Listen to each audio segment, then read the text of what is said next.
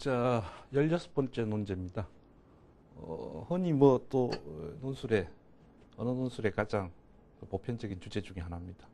정체성 문제는 여러 가지 방향에서 출제가 되고 있습니다. 오늘 이 다룰 논제는 그 중에 하나, 자아정체성 문제입니다. 그러니까 이 정체성이라는 말이요, 많이 들어는 보셨을 텐데 모호하게 아마 정리가 돼 있을 거예요. 우리 저기 인터넷 사이트 가입할 때 정하는 아이디입니다. 아이덴티티입니다. 이게 남과 구별되는 자기만의 고유한 특성. 남과 구분해서 나라고 이렇게 규정할 수 있는 가장 본질적이고 중요한 특성. 이게 자기 정체성입니다. 이게 이제 이 다른 사람과 구분되는, 남들이 뭐라 해도 나의 어떤 소신에 따라서 내 삶을 살아가고 있는 당당한 나. 내가 이 돈이 많지는 않지만, 남들한테 뭐 인기가 많지는 않지만, 내가 좋아하는 일을 하면서 내 주변의 사람들로부터 나는 인정받고 존경받고 있다. 나는 이 삶이 행복하다. 이거 자기 정체성일 수도 있고, 똑같은 조건에 있는 사람인데 나는 평생 살아서 이렇게 돈을 이것밖에 못 벌었어. 난 유명하지도 않아. 난 불행한 사람이야. 이제 부정적 자기 정체성을 가지고 있는 사람입니다.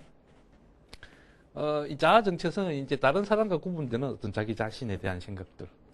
그 다음에 이제 뭐 인간 정체성 이러면은, 동물과 인간은 본질적으로 무엇이 다르나 이런 문제죠.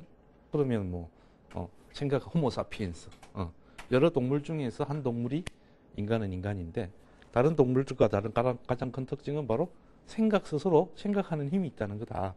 그 생각 속에는 단순히 뭐 먹이가 어딘지 이런 생각이 아니고, 뭔가를 어떤 창의적으로 생각해낼 수 있는 능력. 그 다음에 이제 또 인간은 본질적으로 뭐 예를 들어서 놀이를 할 줄 안다든지 뭐 등등입니다.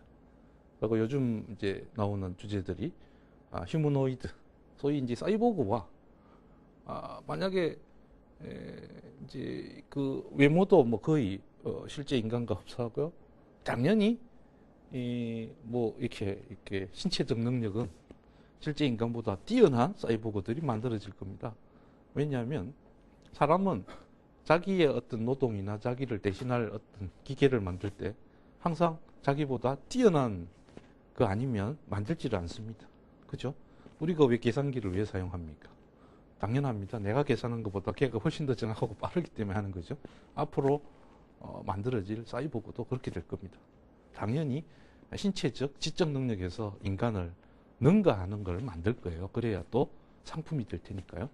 그랬을 때 그런 존재 사이보그들과 인간, 고유한 인간, 그러면 인간은 기계 일종인가 하는 이런 문제가 생기겠죠. 그 다음에 또 민족 정체성 문제. 옛날처럼 따로따로 전 지구상의 다양한 인종과 민족이 서로 자기들끼리 살고 있을 때는 문제가 안 됐었는데, 이제 전 세계가 한 덩어리가 되면서요, 인종이 다르고 민족이 다른, 핏줄이 다른 뭐 이런 존재들이 뒤엉켜 살아요. 그러면서 또 거기다가 이런 문제 있죠. 한국인 아버지인데 아버지가 재산 정리하고 미국에 가서 열심히 세탁소에서 돈을 벌어 성공했어.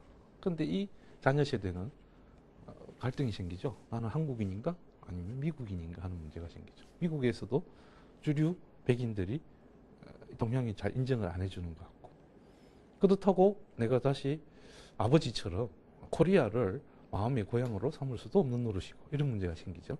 이런 식으로 내가 과연 나의 민족 정체성은 어떻게 되는 것인가, 이런 문제도 세교야 시대에 또 하나의 문제가 되고, 물론 큰 틀에서는 내가 한국인이면서 미국인이 뭐 이런 것도 다 이제 인정이 돼야 되고, 칼같이 너는 한국인이야 아니면 너 미국인이야 이런 구분 자체가 의미 없는 그런 시대가 되었습니다만은 여전히 중요한 이슈고 주제 중에 하나입니다. 자, 그 중에서 오늘 이제 현대인의 자아 정체성 문제부터 한번 살펴보도록 하겠습니다. 제시문이 4개입니다. 이 자아 정체성의 어떤 개념이나 특성과 관련해서 여기서부터 한번 정리를 해보겠습니다. 여기서는 간단하게 정리하면 이런 이야기를 하고 있습니다. 자아 정체성, 어떤 개인이 자기 자신에 대해서 갖고 있는 생각은 고정돼 있지 않다라는 게 핵심입니다.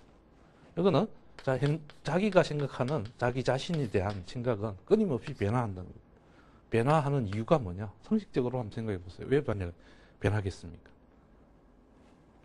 누군가 내가 맺고 있는 인간관계가 변할 때 사람은 자기 자신에 대한 생각이 변할 가능성이 가장 높습니다. 왜? 나에 대한 인식이라는 것은 다른 사람과의 관계, 비교 속에서 나에 대한 인식은 정해지는 거거든요. 그래서 내가 늘 나보다 못난 애들하고 사귀면 어떻게 돼요? 나는 군계 일학이잖아요. 이 외로운 학은 누구와 함께 논을 이렇게 되겠죠? 근데 나보다 좀 덜한 애들하고 꼭 사귀면 어떻게 돼요? 나하고 반대로 나하고 나보다 훨씬 더 뛰어난 애들하고 사귀게 되면 나는 주눅 들겠죠. 나는 좀 모자란 애다. 이게 자아 정체성의 변화입니다. 그 다음에 이제 자기가 어떤 또 경험을 했느냐. 그래서 이제 자기가 어떤 때는 어떤 자기가 루틴하게 반복되는 생활에서 벗어나서 여행을 한번 해보는 게 중요한 것이 바로 자기 틀에서 벗어나면서 자기 자신의 모습을 다 새롭게 바라볼 수 있는 기회가 되는 거죠. 경험이 달라지면 사람이 자기 자신에 대한 생각이 바뀌게 됩니다. 그러니까 어느 정도 나 자신에 대해서 만족했던 사람도 한번 어떤 경험을 해보고 나서는 아니야, 내가 그동안 잘못 살은 것 같아 라든지, 또 어떤 사람은 매우 자기 현재의 삶에 대해서 부정적이었는데 어떤 경험을 하고 나서 자기 자신에 대해서 그래도 나는 괜찮게 살았구나 이런 생각이 바뀌는 거죠. 그런데 이 지문에서 가장 중요한 것은 이런 인간관계나 이런 경험을 규정하는 것은 역시 그 사회의 구조이면서 그 사회의 당시대의 사람들의 생각과 생활 방식과 기타 등등 포괄해서 문화라고 할 수 있습니다. 그 사회, 개인이 몸담고 있는 사회의 구조와 분위기 그리고 문화가 그 사회를 살아가는 개인들의 자기 정체성을 변화시켜 주는 겁니다. 당연히 규정해 주는 것이기도 하고요. 이게 이제 라지 신문의 핵심 내용이고요. 그 다음에 이제 거꾸로 한번 가보겠습니다. 나에는 이 광고에 대한 이야기가 나와요. 이 광고는 소비자들에게 호소를 해서 소비자가 그 제품을 구매하게끔 만드는 그런 목적을, 즉 상품 판매를 위해서 만들어진 거. 당연히 그 제품을 많이 팔리게 하는 데는 분명히 효과가 있겠지만 이 광고는 이 소비자들에게 잘못된, 왜곡된, 허구적인 자아 정체성을 심어줍니다. 무슨 이야기냐면 이 광고의 메시지는 간단한 겁니다. 이 광고를 보고 광고 제작자, 그러니까 수많은 돈을 들여서 광고를 제작해서 그걸 방송이든 뭐든 내보내는 사람들, 이게 이제 그 상품을 팔아야 돈이 되는 사람들 입장에서는요, 누가 타겟이겠어요? 이 광고를 누가 봐줘야 되겠습니까? 이 제품을 구매해서 소비할 역량이 있는 사람들이죠. 나름대로 우리 사회에서 나름대로 정상적인 사람들이란 이야기예요. 이 수많은 정상적인 사람들이 이 광고된 제품을 보고 내가 저거 샀어야지 이런 생각이 들게 하려면 간단한 겁니다.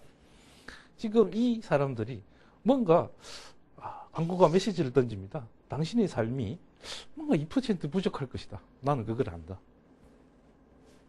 거기서 벗어날 방법이 있다. 뭐냐? 이 제품을 사서 소비하는 것이다. 예를 들면 약광고 하면 약광고 예를 들면 뭔가 아침에 일어나면 찌뿌드등 하시죠. 머리가 띵하기도 하고 읽어보면 다 해당 사항이 있어요.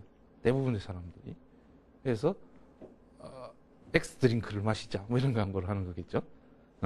그런 식으로 이 수많은 정상적인 그 제품을 구매할 수 있는 정도의 소비 역량을 가진 정상적인 사람들이 저 제품을 구매해야만이 나의 삶이 아름다워질 것 같은 느낌이 들도록 광고는 이루어지는 겁니다.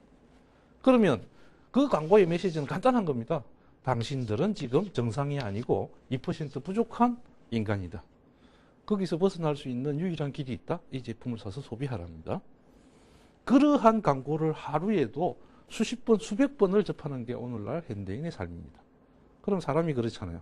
나는 어떤 한 사람이 나보고 너 바보지 하면은 쟤가 미쳤지. 나는 바보 아니거든. 근데 지나가는 사람마다 나를 보고 만난 사람마다 너 바보야. 바보라고 소문났던데 계속 반복해 보세요. 어느 순간은 자기가 진짜 바보가 아닐까 생각을 하게 되는 거죠. 그럼으로써 이 광고는요. 현대 소비자들로 하여금 끊임없이 자기의 현재의 모습이 뭔가 부족하다는 생각을 계속 심어주게 되는 겁니다. 그런 취지를 담고 있는 제시문이에요. 그 다음에 나아그래서는 이제 이미 우리 생활의 일부가 돼버렸죠. 우리는 요즘은 이제 옛날에는 뭐 고민되는 게 있으면 주변 친구들한테도 묻고 뭐 이랬었는데 요즘은 다 검색창을 두드립니다. 검색창을 두드리고 들어간 그 가상 공간에서 우리는 수많은 경험을 합니다. 누구와 대화를 하고요. 생각도 교환합니다. 동호회도 거기서 가입하게 되고. 이 가상 공간에서의 경험. 물론 이 가상 공간도요, 인류가 개척해낸 새로운 삶의 공간이 분명합니다. 자, 이 경험이, 근데 이 글에서는 이 경험이 우리들의 만남의 방식, 사고방식까지 많이 바꿉니다. 가장 중요한 것은 바로 사람의 자기 자신에 대한 생각을 변화시킨다는 것. 이 변화가 긍정적일 수도 있고 부정적일 수도 있습니다. 이 글에 라제시문에 의거하면 많은 사람들과의 새로운 만남은 자기 자신에 대한 생각을 새롭게 바꿔줍니다. 그런데 그것도 한없이 이렇게 펼쳐지게 되면 혼란의 요인이 되기도 합니다. 그런 측면을 좀 생각하고요. 가예는 맹자라는 책에 나오는 내용입니다. 여기 이제 바람직한 인간형으로서의 대인의 조건을 이야기합니다. 그러면서 이 글에서는 반대 개념이 소인과 대비를 시킵니다. 소인이 눈과 귀의 욕망을 쫓아서 바깥의 사물에 유혹되어 어리석은 판단을 하는 사람이라면 대인은 마음을 쫓아서 외물에 유혹되지 않고 깨달음에 이른다 그랬습니다. 자, 이렇게 이제 신문에서 옛글이 나오면 이 주제와 관련된 오늘날의 용어로 바꿔야 되겠죠. 눈과 귀는 여기 단서가 있죠. 항상 바깥의 정보를 얻기 위해서 밖으로 향해 있는 거죠. 그거와 반대되게 돼 있으니까 요거 대인 소인 반대되니까 요것도 그러면 요거 마음이라는 것은 뭐 안을 향하게 되겠죠. 그러면 요걸 결론을 내리면 결국 소인과 달리 대인은 외부의 어떤 남의 말, 어떤 유혹 이런 거에 휩쓸리지 않고 마음, 안을 향해서 끊임없는 자기 성찰을 통해서 자기의 마음을 또 들여다보고 살피는 걸 통해서 마침내 자기 나름대로의 뚜렷한 어떤 자기 정체성, 주체성을 확립함으로써 누가 뭐래도 자기가 옳다고 여기는 삶을 살아가는 사람이라 이렇게 정리할 수 있겠습니다. 자, 그러면 이 네 제시문을 어떻게 엮어서 오늘날 현대사회를 살아가는 이 복잡다단 현대사회를 살아가는 개인들이 올바로 된 자아정체성을 형성해서 가치 있는 삶을 살 것이냐 그림을 한번 그려보도록 하겠습니다.